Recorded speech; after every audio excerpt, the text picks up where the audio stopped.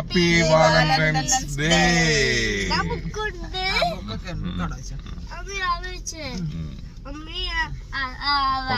പ്രേമിക്കുന്നവർക്കുള്ള ദിവസമാണ്.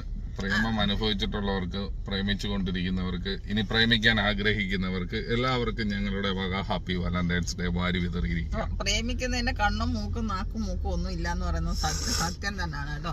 ഓരോരുത്തരെ പ്രേമിക്കാൻ നേരത്ത് എന്തൊക്കെ വാഗ്ദാനങ്ങളൊക്കെ ആയിരുന്നു. പൊന്നെ മോളെ ചക്കരെ പൊന്നെ കരളെ തേനെ പാലേന്നൊക്കെ ആയിരുന്നു.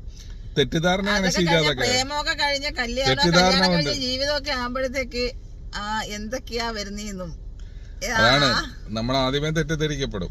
മിന്നുന്നതെല്ലാം പൊന്നല്ലെന്ന് പറഞ്ഞ കണക്ക് മിന്നുന്നത് കാണുമ്പോൾ നമ്മൾ തെറ്റിദ്ധരിച്ചിട്ട് അത് പൊന്നാണെന്ന് കരുതും. അതെടുത്ത് നമ്മളുടെ കയ്യിൽ വെക്കുമ്പോഴത്തേക്ക് അത് പൊന്നു പോയിട്ട് എന്തായാലും ഒരു കുന്തം അല്ലെന്ന് മനസ്സിലാവുമ്പോഴത്തേക്ക് നമ്മൾ വാക്കുകൾ മാറ്റി സ്വാഭാവികം. പക്ഷെ വേറെ കാര്യം എന്ന് വെച്ച് കഴിഞ്ഞാൽ എന്തൊക്കെ പറഞ്ഞാലും പ്രേമിക്കുന്ന ഒരു സുഖം വേറെ സുഖം തന്നെയാണ്.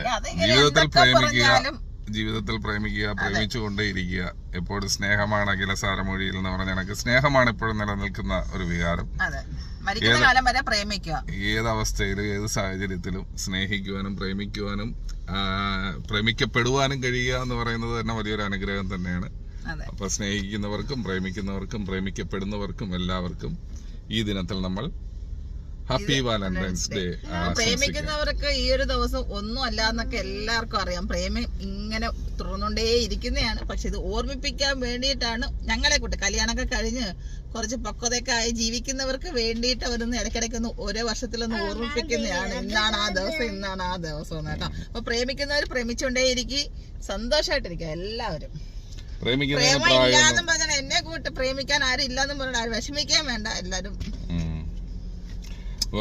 പ്രേമിക്കുന്നതിന് പ്രത്യേകിച്ച് പ്രായമൊന്നുമില്ല, പ്രേമിക്കുന്നതിന് പ്രത്യേകിച്ച് നിബന്ധനകളൊന്നുമില്ല. അപ്പൊ പ്രേമം എപ്പോഴും അടിപൊളിയാണ്. അടിപൊളിയായിട്ട് തന്നെ മുന്നോട്ട് പോകട്ടെ. അതെ.